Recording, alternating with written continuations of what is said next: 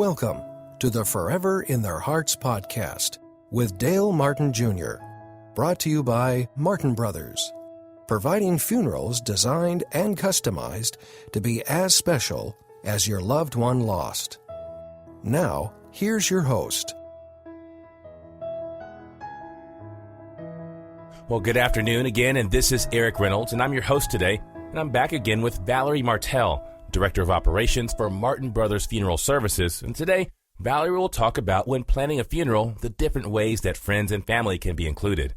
Now, before Valerie joins us, just as a reminder, if you have questions or require assistance, you can and you need to reach out to Martin Brothers Funeral Services in Vancouver at 778-330-7799. Again, that's 778-330-7799. Well, Valerie, once again, as always, great to be talking with you today. Yeah, nice to talk to you too, Erik. You know, Valerie, it's a very interesting topic, and really all of our topics are interesting, but this one is unique, and I've never really had a conversation about this, but it's so important. And I'm sure there are so many things to consider when we're planning a funeral for a loved one, and you never want to leave out the important family members and friends. So let me ask you this. What are some of the ways I can include close friends or family members in the service? Well, Erik, there are many roles that close friends and family members can take in a funeral or memorial, but before we discuss that and what those roles are, I'd like to begin with just a bit of caution. It's nice to include close people in the service, but really be careful how you include them. It's important to allow everyone who's grieving really a chance to witness and be present for the time of remembrance. So some of the things you want to avoid are, asking close friends and family to do roles that are going to distract them from the service. So really leave the setup to the funeral home staff. We're there to make sure everything's in place. Things like ushering, leave that to us too. We can show people to their seats. And things like arranging for clergy and handling the clergy, the musicians, other little details like that, that's really best left to the funeral director and her staff, in my case, my staff. It allows those close to the deceased to really focus on the real reason that they're there.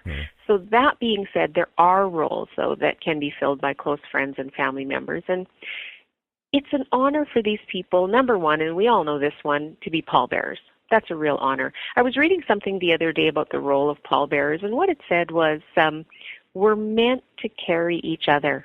And I think carrying someone you love, committing them, is very important for us when we deal with death. We want to know that we have played our part and that we have shouldered our burden. What a beautiful thing to read about pallbearers, and I'm so on board with that. Another way you can honor someone is by asking them to be an honorary pallbearer. There isn't always a casket to carry. Sometimes there are so many people you want to have as a pallbearer, and really you can only have 6 or 8 that actually carry a casket. But even if there isn't a casket, you can ask people to be honorary pallbearers. They sit in a place of importance, and really they're just being honored in that way.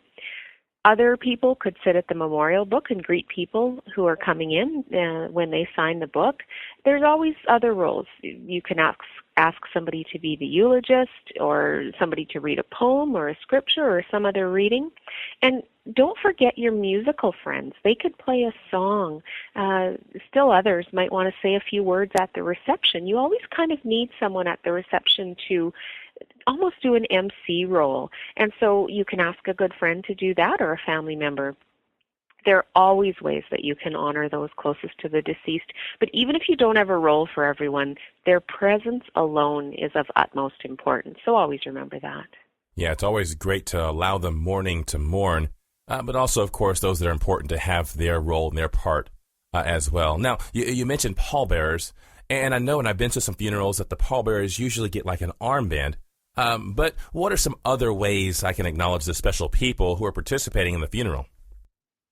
That's right, Erik. Sometimes pallbearers still do wear an armband. You may want to have, though, the entire immediate family wearing a corsage or a boutonniere. I often suggest that to families.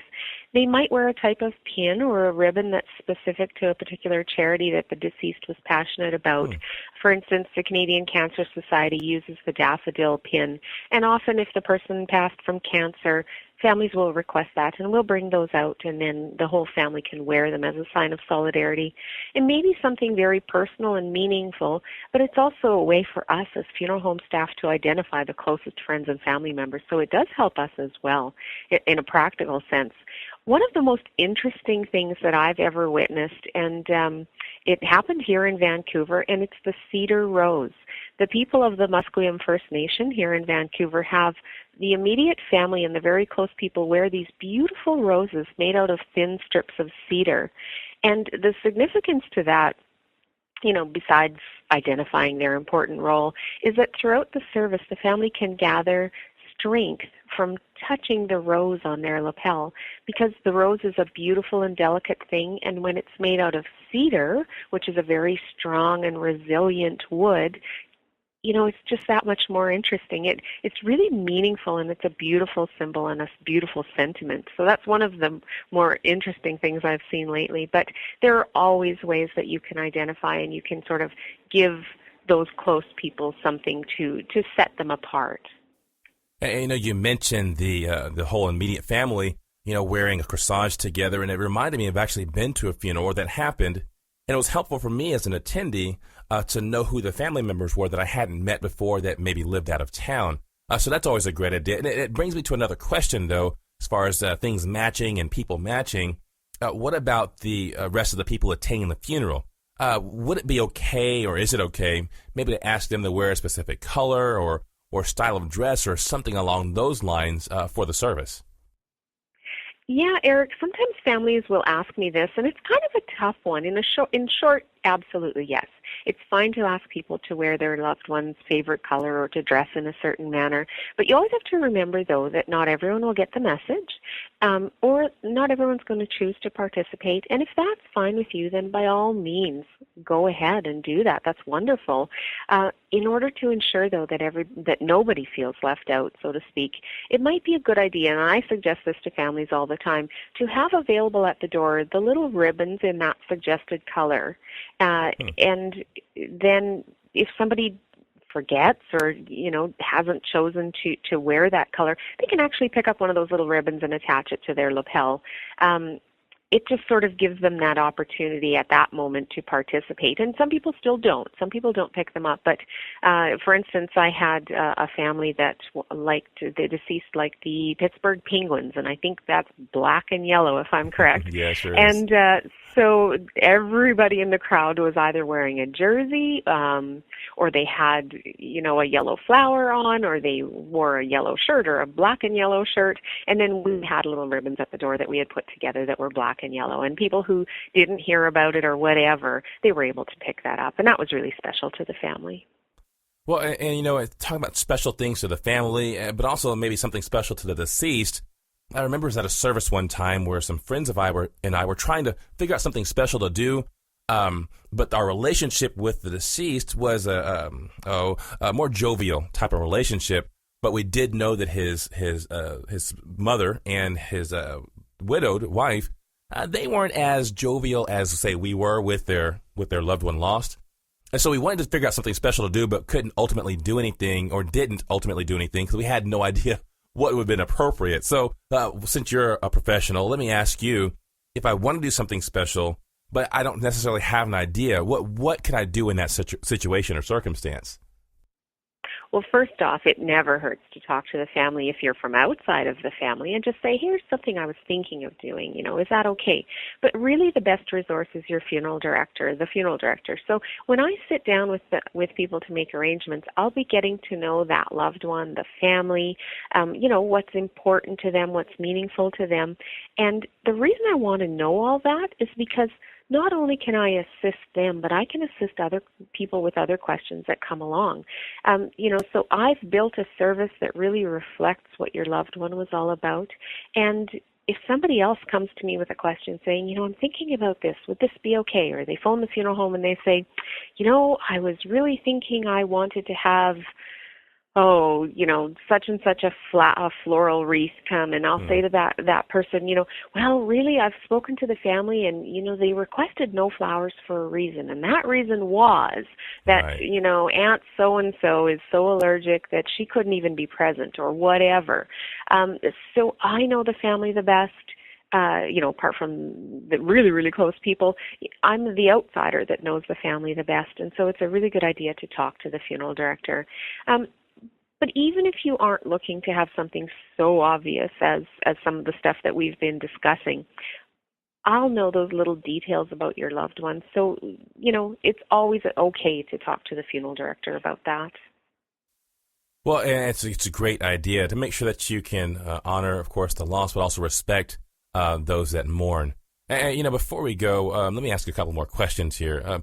And the first being, and I don't know, maybe this is an odd question, but what if I have ideas about my own service, what I'd like to do at my own service? How can I let my family know what I might think would be meaningful at my own service? Well, certainly sitting down at any point and discussing that with your family, not an easy conversation to have, but when you've been to another service, it might be a good start for a conversation saying, I saw this and I thought I was thinking this sort of thing. You can bring it up in that way. But you can always leave your wishes with us. We have a really great system where you can talk to us years in advance, of course, of your passing, and we have all that information on file. So let's go back to that Pittsburgh Penguins fan. You might say, I want the black and yellow. I want, everything to be surrounding that. And then your team might disappoint, and you might jump ship and become a fan of another team. You can always let us know. I've decided black and yellow isn't my thing. I'm loving some other team, and I'm going to go with their colors or whatever. So besides planning the practical part of a funeral, prearranging the practical part of a funeral, so, whether it's burial or cremation, whether you have such and such a casket or such and such an urn, that's all the practical stuff. But you can certainly plan all of that aesthetic stuff with us. You can say, these are my preferences. I saw this happen and I really like this.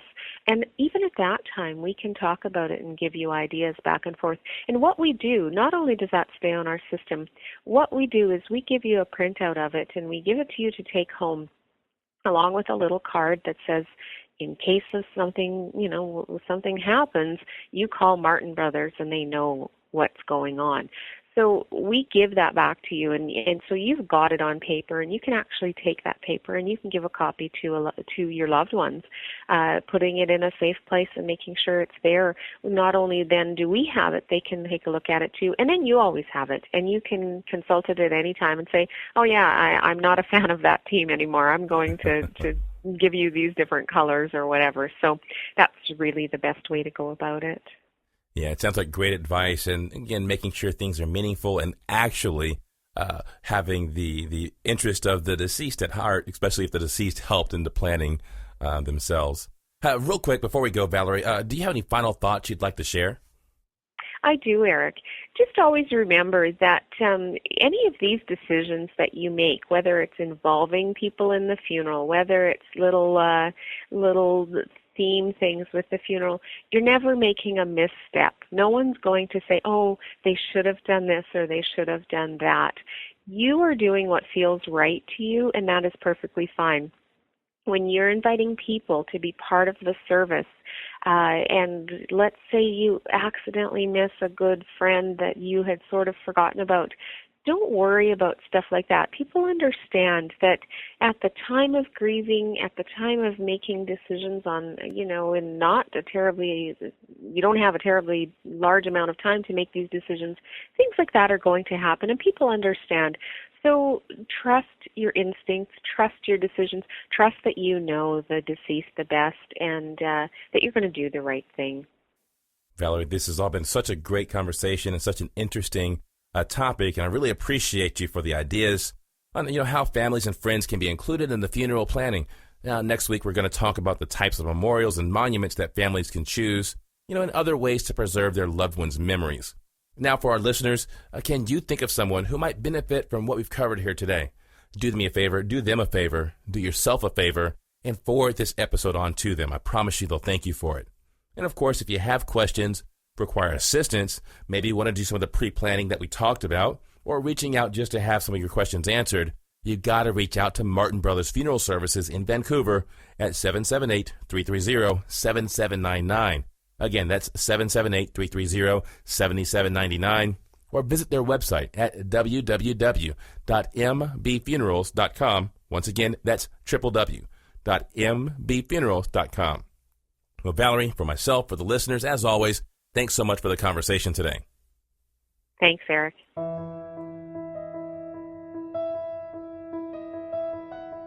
You've been listening to the Forever in Their Hearts podcast with Dale Martin Jr.